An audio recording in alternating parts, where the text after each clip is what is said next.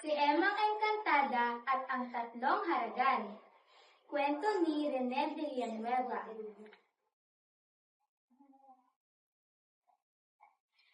Ito si Emang Encantada. Siya ay may pambihirang galing. Maganda ang kanyang bakuran. Maraming prutas at gulay. Maraming ibon at hayop. Malinis ang hangin at tubig. Ito naman ang Tatlong Haragan.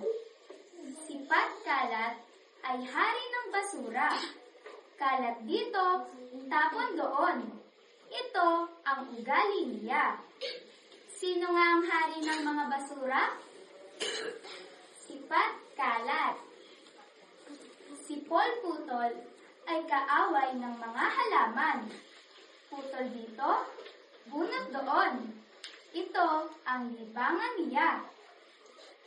Si Paswaldas ay reyna ng aksaya. Aksaya sa tubig, waldas sa kuryente. Ito ang gawain niya. Mga salbahe, wala na kayong ginawang mabuti. Galit na galit ang mga tao sa Tatlong Haragan. At hinabol ng mga tao ang Tatlong Haragan. Nakarating ang Tatlong Haragan sa magandang bakuran ni Emang Encantada. Ang sarap sirain, sabi ni Paul. Sige, sirain natin, sabi ni Pat. Sirain natin ang todo, sabi ni Paz. Saan nga nakarating ang Tatlong Haragan? Sa bakuran ni Emang Encantada. Dumating si Emang Encantada. Binawalan niya ang Tatlong Haragan. Tumawa lamang sila ng tumawa, habang sinisira ang magandang bakuran. Nagalit si Emang Encantada. Dapat kayong bigyan ng aral, sabi ni Emang Encantada. May dumating na malakas na hangin. Umikot ang malakas na hangin sa Tatlong Haragan. Nahilo ang Tatlong Haragan. Napunta si Paul sa isang lugar na puro buhangin. Walang halaman sa paligid at mainit ang sikat ng araw. Ang lugar ay parang isang disyerto. Naghanap ng puno si Paul para sumilong. Walang puno sa paligid. Ganito pala pag walang halaman, sabi ni Paul.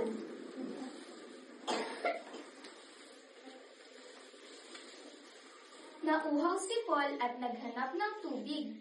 Walang tubig sa paligid. Ganito pala pag walang puno at tubig, sabi ni Paul. Gusto ko ng puno, gusto ko ng tubig, maawa na kayo, sabi ni Paul. Napunta si Pat sa tambakan ng mga basura. Mabaho at madumi sa tambakan ng mga basura. Maraming langaw, ipis, at daga. Malalaki ang langaw, ipis, at daga. Hinabol si Pat ng maraming langaw, ipis, at daga. Takot na takot si Pat. Ganito pala pag masyadong marumi, sabi ni Pat. Ayokong kainin ng daga. Ayokong magkasakit. Iligtas niyo ako, sabi ni Pat. Napunta si Paz sa isang madilim na syudad. Puro usok sa syudad. Payat na payat ang mga tao. Naghanap ng ilaw si Paz. Walang kuryente. Naghanap ng gripo si Paz. Walang tubig. Mamamatay ako sa usok at dilim. Mamamatay ako pag walang ilaw at tubig. Maawa na kayo, sabi ni Paz. Hindi na po ako magkakalat, sabi ni Pat. Hindi na po ako maninira. sabi ni Paul. Hindi na po ako mag-aaksaya, sabi ni Paz. Maawa na po kayo, sabi ng tatlong haragan. Naawa si Emang Engkantada sa tatlong haragan. Kailangang matuto kayong maglinis, kailangang matuto kayong magtanim, kailangang matuto kayong magtipid, sabi ni Emang Engkantada sa tatlong haragan. Tumulong ang tatlong haragan kay Emang Engkantada. Naglinis ng bakuran si Pat, nagtanim ng halaman si Paul, nag-igib ng tubig si Paz. Tuwang-tuwa si Emang Engkantada sapagkat nagbago ang tatlong haragan. At dito nagtatapos ang kwentong si Emang Engkantada at ang tatlong haragan.